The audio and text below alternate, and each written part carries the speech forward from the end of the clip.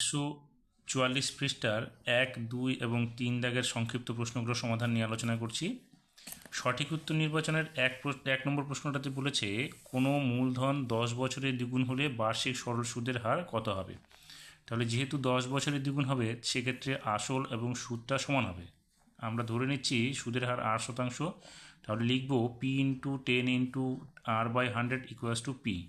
P both side থেকে কেটে গেলে এখানে 10 দিয়ে 100 কাটলে 10 হবে, সেক্ষেত্রে r/10 ইকুয়ালস টু 1 হবে, যেখানে r ইকুয়ালস টু 10 হয়ে যাবে। অর্থাৎ বার্ষিক সুদের হার সরল সুদের হার হচ্ছে আমাদের 10%। অপশন হবে আমাদের বি নাম্বার। 2 নম্বরে বলেছে a:27/64 ইকুয়ালস টু 3/4 হলে a এর ধনাত্মক মান কত হবে। তাহলে আমরা লিখতে পারি a/27/64 ইকুয়ালস টু 3/4 অর্থাৎ a স্কোয়ার ইকুয়ালস টু কী হবে, এই সংখ্যা দুটো গুণ হয়ে যাবে। অর্থাৎ a ইকুয়ালস টু কী হবে, √27কে আমরা যদি ভাঙি তাহলে 3 গুণ 3 গুণ 3 লিখতে পারি এবং এখানকার একটা 3 পাবো। আর 64কে ভাঙলে 4 গুণ 4 গুণ 4 পাবো এবং এখানকার একটা 4 পাবো। সেক্ষেত্রে a ইকুয়ালস টু কী হবে, দুটো জোড়া জোড়া মিলে একটা বেরোবে, সেক্ষেত্রে 3, এখানে 4টে 3 আছে, দুটো 3 অর্থাৎ দুটো 3-এর গুণফল 9 হবে এবং এখানে 4টে 4-এর পরিবর্তে দুটো 4 অর্থাৎ 4 4 16। সেক্ষেত্রে a এর মান কত হবে, 9/16। 3 নম্বর প্রশ্নটাতে বলেছে ABC ত্রিভুজের ও পরিকেন্দ্র কোণ OAB ইকুয়ালস টু 50 ডিগ্রি হলে কোণ ACB এর মান কত হবে। দেখো, ABC ত্রিভুজের পরিকেন্দ্র যদি ও হয় এবং কোণ OAB ইকুয়ালস টু যদি 50 ডিগ্রি হয়, তাহলে কিন্তু আমরা এই কোণটাকেও 50 ডিগ্রি পাবো, কারণ OAB ত্রিভুজের OA এবং OB একই বৃত্তের ব্যাসার্ধ। সেক্ষেত্রে এটা কি সমদ্বিবাহু ত্রিভুজ, সেই জন্য কোণ A এবং কোণ Bটা সমান হবে। তাহলে এটা 50 হলে এটা 50, দুটো কোণের মান হচ্ছে 100, তাহলে এই কোণটা আমরা কত পাচ্ছি, 80 ডিগ্রি। এবার এটা যেহেতু কেন্দ্রস্থ কোণ, তাহলে এটা হচ্ছে কি আমাদের পরিধিস্থ কোণ, তাহলে এটা পরিধিস্থ হলে কেন্দ্রের অর্ধেক হবে, তাহলে এটা কত হচ্ছে আমাদের 80, এটা হচ্ছে আমাদের 40। সেক্ষেত্রে কোণ ACBর মান হবে 40 ডিগ্রি। অপশন হবে আমাদের এ নাম্বার। 4 নম্বরে বলেছে ত্রিভুজ ABC একটি ত্রিভুজ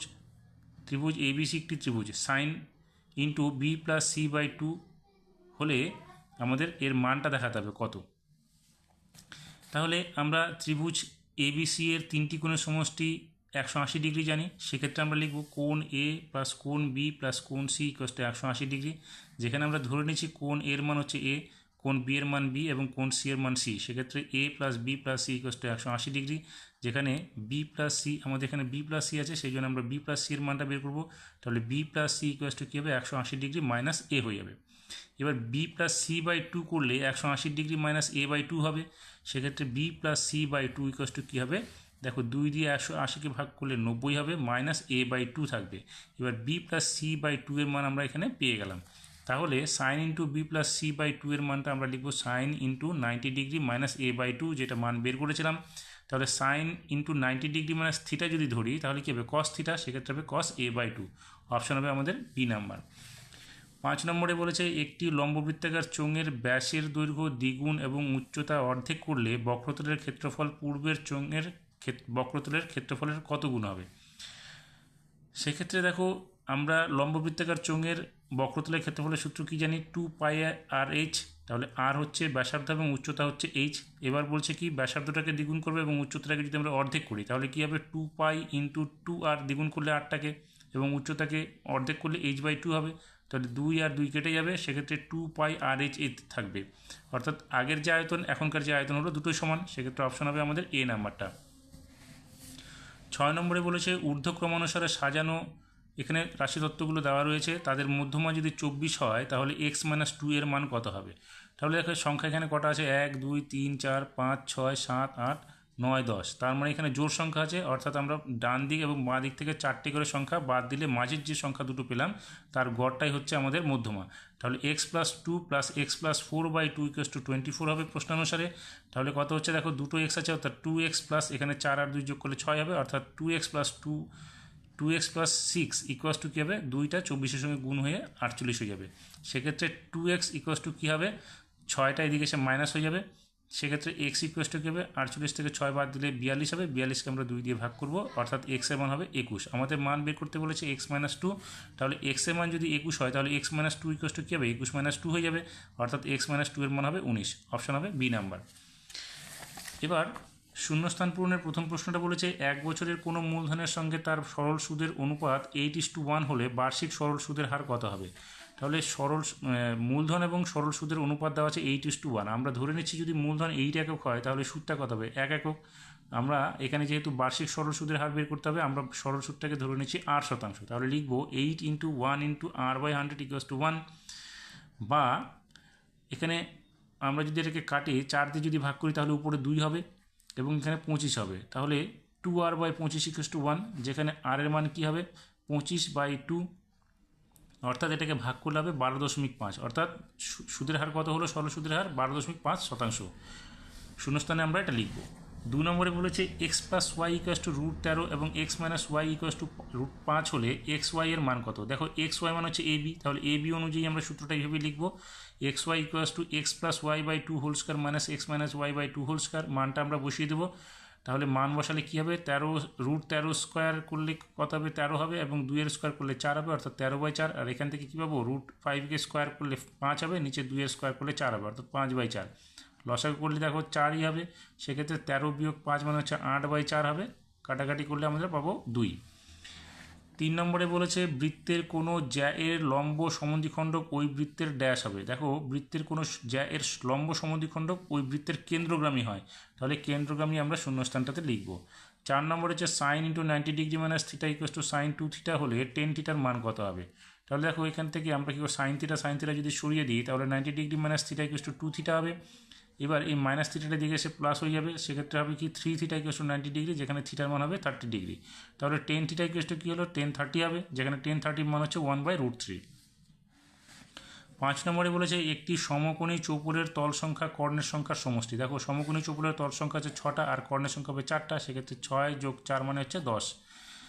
6 নম্বরে বলেছে x1 x2 x3 up to xn এর গড় যদি l হয় তাহলে x1/a x2/a x3/a up to xn/a এর গড় কত হবে। তাহলে এখানে দেখো যেহেতু গড় l আর প্রত্যেককে a দিয়ে ভাগ করা আছে, তার মানে গড়টাকেও a দিয়ে ভাগ করতে হবে, অর্থাৎ l/a হয়ে যাবে আমাদের উত্তরটা।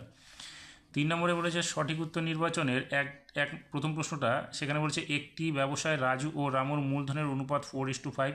রাজুর প্রাপ্ত লভ্যাংশ 80 টাকা হলে রামুর প্রাপ্ত লভ্যাংশ 100 টাকা হবে।